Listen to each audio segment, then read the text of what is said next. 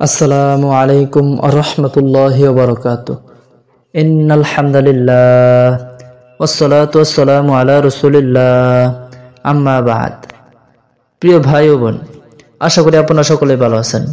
আলহামদুলিল্লাহ, আল্লাহ সুবহানাহু ওয়া তাআলার অশেষ মেহেরবানিতে আমি অনেক ভালো আছি। প্রিয় ভাই ও বোন, আজকে আমি আপনাদের সামনে যে ভিডিওটা নিয়ে হাজির হলাম, এই ভিডিওতে থাকে পোস্টার এবং টাইটেল দেখে হয়তো বুঝে গেছেন আজকে আমাদের কি আয়োজন। হ্যাঁ ভাই ও বোন, আজকে আমি অমূল্য নসিহা নিয়ে আপনাদের সম্মুখে হাজির হয়েছি।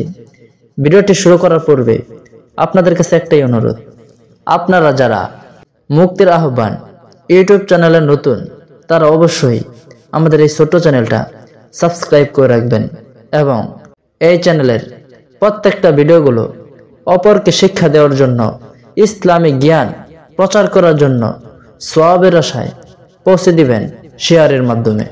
আর কথা না বাড়িয়ে সরাসরি ভিডিওতে চলে যাব। অমূল্য নসিহা শাইখ মুহাম্মদ ইসমাইল তার আদওয়াতুল হিজাব গ্রন্থের দ্বিতীয় খণ্ডে কন্যাকে দেয়া এক মায়ের কিছু উপদেশ বর্ণনা করেন। একজন মা তার কন্যার বাসর রাতে তাকে বলেন, প্রিয় মেয়ে, তোমার দেহকে পরিচ্ছন্ন রাখতে কখনো অবহেলা করবে না, কারণ দৈহিক পবিত্রতা চেহারায় আলাদা এক সৌন্দর্য নিয়ে আসে। এতে স্বামীর সন্তুষ্টি অর্জন সহজ হয়, দেহ ও অন্তরের রোগ শোককে প্রতিরোধ করবে এবং গৃহস্থলীর কাজের জন্য নিজেকে সবসময় প্রস্তুত রাখবে। সাধারণত মানুষ দুর্গন্ধযুক্ত নারীকে অপছন্দ করে, এমনকি সে তার স্ত্রী হলেও।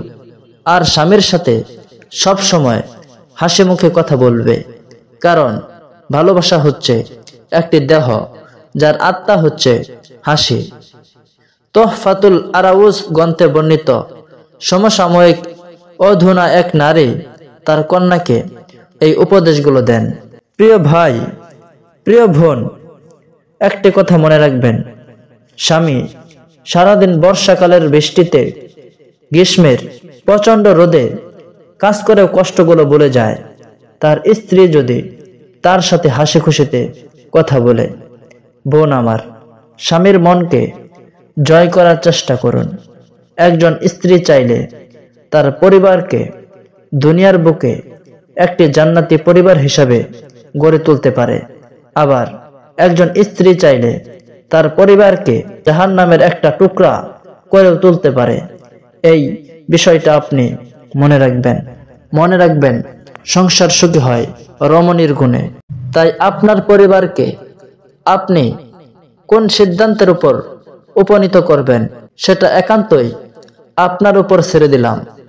দেখা হবে নতুন কোনো ভিডিওতে, নতুন কোন সময়ে, ইনশাআল্লাহ। আল্লাহ সুবহানাহু ওয়া তাআলা আমাদের প্রত্যেক স্বামী পুরুষকে সঠিক বুঝ দান করুক। আমিন ইয়া রাব্বাল আলামিন।